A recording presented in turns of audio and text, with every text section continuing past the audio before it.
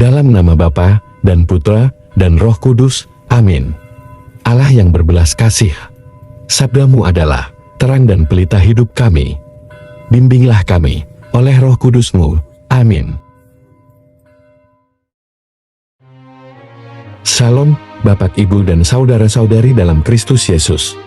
Salam sejahtera dan damai beserta Yesus Kristus. Marilah kita membaca, mendengarkan, dan merenungkan firman Allah.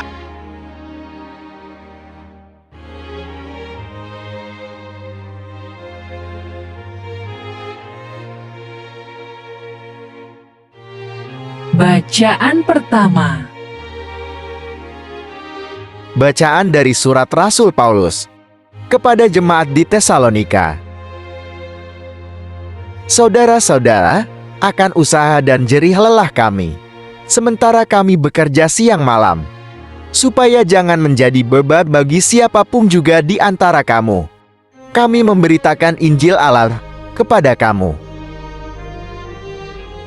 Kamu adalah saksi, demikian juga Allah, betapa saleh, adil dan tak bercacatnya. Kami berlaku di antara kamu yang percaya. Kamu tahu betapa kami, seperti bapa terhadap anak-anaknya, telah menasihati kamu dan menguatkan hatimu seorang demi seorang. Dan meminta dengan sangat, supaya kamu hidup sesuai dengan kehendak Allah, yang memanggil kamu ke dalam kerajaan dan kemuliaannya. Dan karena itulah, kami tidak putus-putusnya mengucap syukur juga kepada Allah. Sebab, kamu telah menerima firman Allah yang kami beritakan itu, bukan sebagai perkataan manusia, tetapi dan memang sungguh-sungguh demikian, sebagai firman Allah yang bekerja juga di dalam kamu yang percaya. Demikianlah sabda Tuhan. Syukur kepada Allah.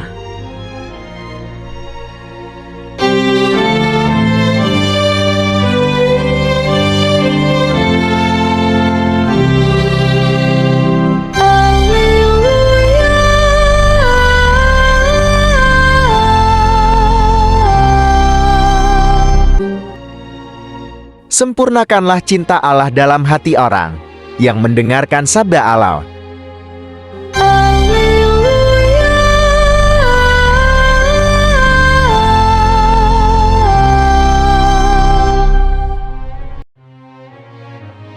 Tuhan bersamamu dan bersama rohmu. Inilah Injil suci menurut Matius. Pada waktu itu Yesus bersabda, "Celakalah kamu, hai ahli-ahli Taurat dan orang-orang Farisi, hai kamu orang-orang munafik. Sebab kamu sama seperti kuburan yang dilabur putih, yang sebelah luarnya memang bersih tampaknya, tetapi yang sebelah dalamnya penuh tulang belulang dan pelbagai jenis kotoran. Demikian jugalah kamu, di sebelah luar kamu tampaknya benar di mata orang, tetapi di sebelah dalam kamu penuh kemunafikan dan kedurjanaan. Celakalah kamu, hai ahli-ahli Taurat dan orang-orang Farisi, hai kamu orang-orang munafik. Sebab kamu membangun makam nabi-nabi dan memperindah tugu orang-orang saleh. Dan berkata, jika kami hidup di zaman nenek moyang kita, tentulah kami tidak ikut dengan mereka dalam pembunuhan nabi-nabi itu. Tetapi dengan demikian kamu bersaksi terhadap diri kamu sendiri, bahwa kamu adalah keturunan pembunuh nabi-nabi itu. Jadi, penuhilah juga takaran nenek moyangmu." Demikianlah sabda Tuhan. Terpujilah Kristus.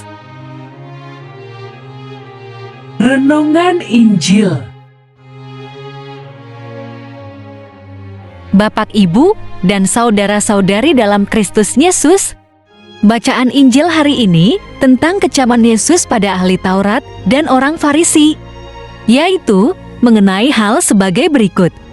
Hal pertama, tidak tulus hati. Mari kita buka Injil Matius pasal 23 ayat 23. Celakalah kamu, hai ahli-ahli Taurat dan orang-orang Farisi, hai kamu orang-orang munafik, sebab persepuluhan dari selasih, adas manis, dan jintan kamu bayar. Tetapi yang terpenting dalam hukum Taurat, kamu abaikan, yaitu keadilan dan belas kasihan dan kesetiaan. Yang satu harus dilakukan dan yang lain jangan diabaikan. Yesus menegur ahli Taurat dan orang Farisi adalah orang-orang munafik yang berbuat kebaikan tidak dengan tulus hati. Ada tujuan lain demi kepentingan sendiri. Sebaiknya, motivasi berbuat kebaikan harus didasarkan pada kerelaan dan ketulusan hati. Mau menolong orang lain tanpa mengharapkan imbalan ataupun pujian dari orang tersebut.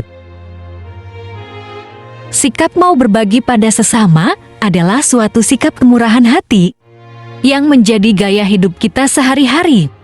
Kita tidak akan bisa bersikap murah hati tanpa ada kerelaan dan ketulusan hati.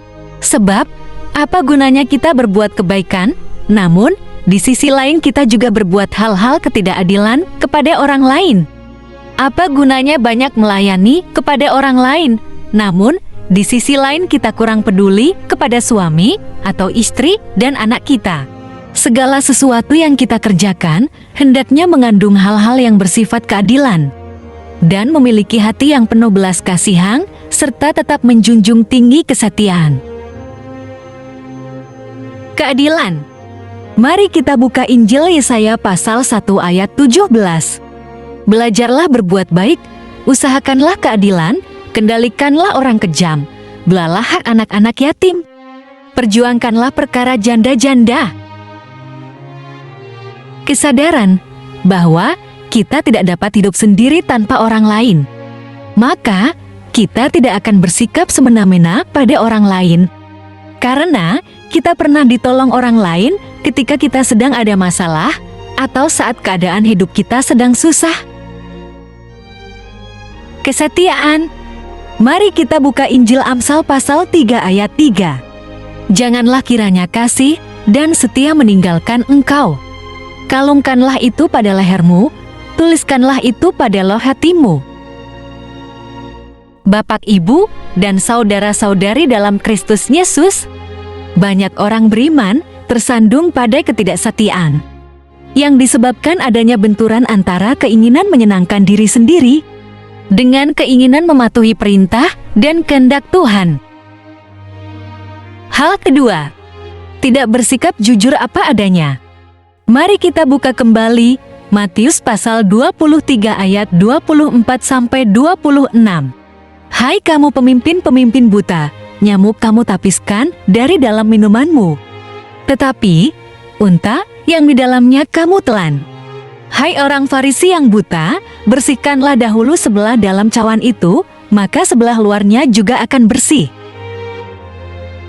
Di bagian ini, Yesus mengecam atas sikap ahli Taurat dan orang Farisi yang memakai topeng atau tidak menunjukkan sikap yang sebenarnya, tetapi bersandiwara semacam pencitraan diri. Janganlah kita bersikap berpura-pura, sebab hal itu menjijikkan karena akan menimbulkan perselisihan dengan orang lain di sekitarnya.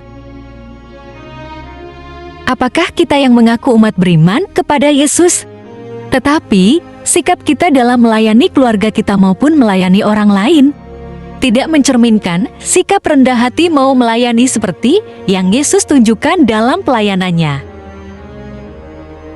Rasul Paulus dalam suratnya kepada jemaat di Tesalonika menekankan bahwa pelayanan yang dia lakukan bukan untuk mendapat pujian orang lain atau untuk kepentingan dirinya, namun demi menyenangkan hati Allah. Mari kita baca Injil 1 Tesalonika pasal 2 ayat 3-4. Sebab nasihat kami tidak lahir dari kesesatan atau dari maksud yang tidak murni dan juga tidak disertai tipu daya. Sebaliknya, karena Allah telah menganggap kami layak untuk mempercayakan Injil kepada kami. Hal ketiga, jangan bersikap munafik. Mari kita baca Injil Matius pasal 23 ayat 25. Celakalah kamu, hai ahli-ahli Taurat dan orang-orang Farisi, hai kamu orang-orang munafik, sebab cawan dan pinggan kamu bersihkan sebelah luarnya, tetapi sebelah dalamnya penuh rampasan dan kerakusan. Orang munafik, orang yang perkataannya berbeda dengan perbuatannya atau berbeda dengan isi hatinya. Kamu bersihkan sebelah luarnya supaya terlihat baik dan benar oleh orang lain. Padahal di balik penampilan luar yang baik terkandung maksud yang jahat atau ada kepentingan diri sendiri. Ciri-ciri orang munafik. 1. Berambisi meraih kuasa jabatan. 2. Pandai menyembunyikan tujuannya. 3. Manis bertutur kata jaga imaji. Pada awalnya bergaul dengan orang munafik menyenangkan. Namun, pada akhirnya terbongkar kedok sebenarnya menutupi tujuannya untuk kepentingan menguntungkan dirinya.